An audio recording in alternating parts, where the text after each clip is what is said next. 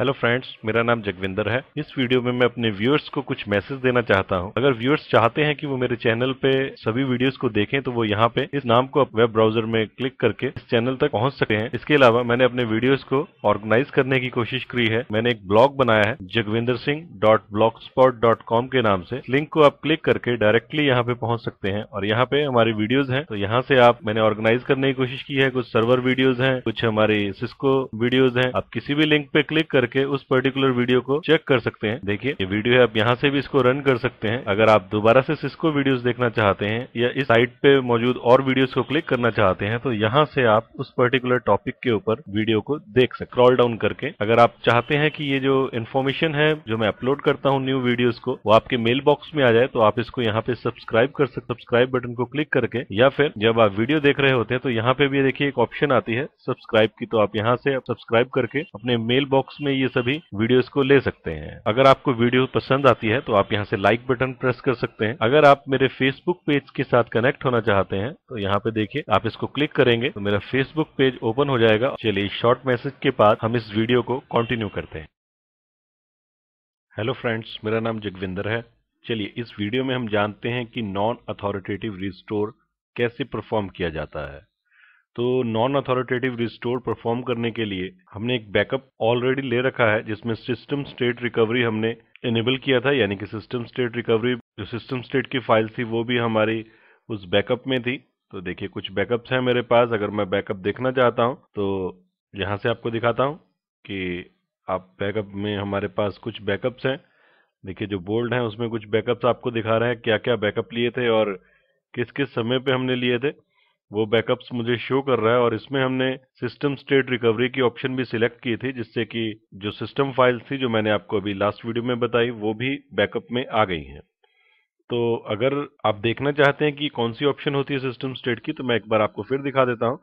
अगर हम backup perform करते हैं और इसमें डिफरेंट ऑप्शंस लेके नेक्स्ट और फिर हम कस्टम में जाते हैं तो देखिए एक ऑप्शन आती है enable system recovery. This option automatically includes all volumes that contain operating system components for system recovery. तो देखिए ये हमारा अपने आप से सभी फाइल्स को ऑटोमेटिकली इसमें बैकअप में ले लेता है, जिसको हमारे सिस्टम अगर ऑपरेटिंग सिस्टम भी फेल हो जाए तो हम, या हमारी एडी से रिलेटेड कोई प्रॉब्लम आ जाए तो हम उसको रिकवर कर सकते हैं। तो ये मैंने अपने बैकअप्स में इंक्लूड किया हुआ है। तो नॉन अथॉरिटेटिव रिस्टोर करने से पहले मैं अपने कुछ एक्टिव डायरेक्टरी ऑब्जेक्ट्स को डिलीट कर देता हूं। तो मैं उसके लिए active directory users and computers में जाता हूं और ये अपने सेल्स ओयू यहाँ पे मेरा बना हुआ है, इसमें कुछ यूजर्स एंड ग्रुप्स हैं। तो मैं सेल्स को राइट क्लिक करता हूं और इसको डिलीट करने की कोशिश करता हूं। तो देखिए ये डिलीट नहीं कर पा रहा है इसको, क्योंकि you do not have sufficient privileges to delete cells और this object is protected from accidental deletion. तो ये एक्सीडेंटल डिलीशन से प्रोटेक्टेड है। अगर मैं सबसे पहले मुझे इसको हटाना पड़ेगा एक्सीडेंटल डिलीशन से, तो मैं व्यू पे जाता हूं और यहां से एडवांस फीचर्स को सिलेक्ट करता हूं और एडवांस फीचर्स में सिलेक्ट होने के बाद दोबारा से सेल्स को राइट क्लिक करता हूं और प्रॉपर्टीज में जाके यहां पे ऑब्जेक्ट को सिलेक्ट करता हूं और यहां से इसको हटाता हूं। Protect object from accidental deletion, इसे अप्लाई करता हूं और ओके प्रेस करता हूं। इतना होने के बाद अब मैं इसको डिलीट करता हूं।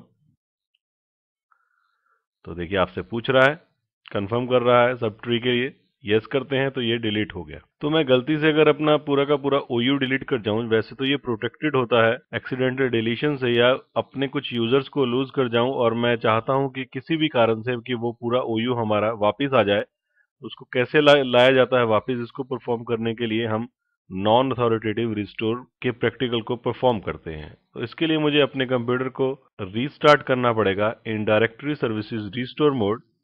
तो उसके लिए मैं जैसे ही मेरा सिस्टम रीस्टार्ट होगा, मेरे को F8 प्रेस करके DRSM मोड में जाना है। तो मैं अपने कंप्यूटर को रीस्टार्ट करता हूं और वीडियो को पॉज करता हूं और जैसे ही ये स्टार्ट होता है वीडियो को कंटिन्यू करता हूं।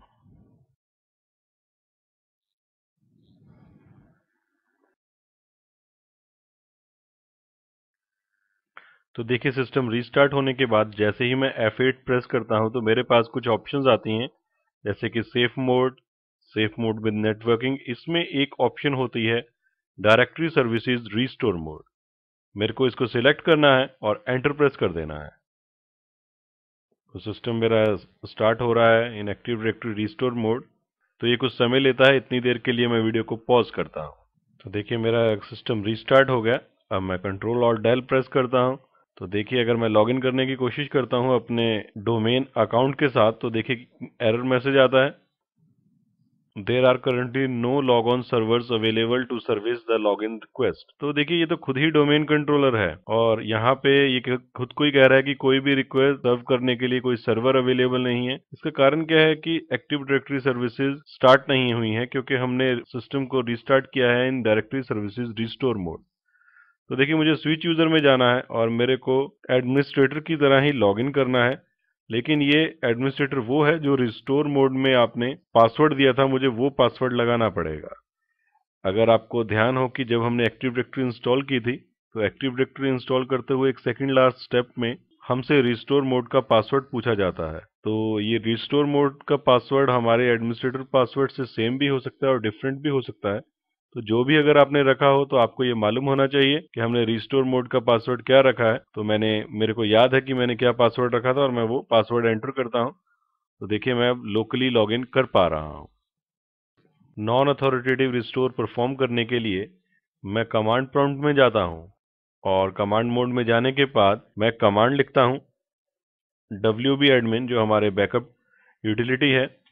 और यहाँ पे देखिए हमारे पास कुछ ऑप्शंस हैं, जैसे कि गेट वर्जन्स मुझे बताती है कि मेरे कौन कौन से वर्जन आईडीज हैं मेरे बैकअप्स के, जितने बैकअप्स मैंने परफॉर्म किए होंगे। और एक ऑप्शन है स्टार्ट सिस्टम स्टेट रिकवरी।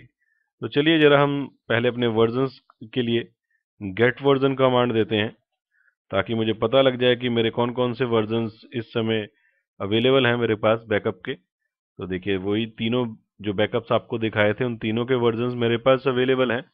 तो मैं एक वर्जन आईडी यहाँ से कॉपी कर लेता हूँ जहाँ से मैंने अपने डेटा को नॉन अथॉरिटेटिवली रिस्टोर करना है, जिसमें कि मेरा सिस्टम स्टेट का डेटा रखा हुआ था। तो मैं इसको कॉपी करता हूँ और कॉपी करने के बाद wd admin में एक नेक्स्ट कमांड चलाता हूँ, जो कि है स्टार्ट सिस्टम स्टेट रिकवरी।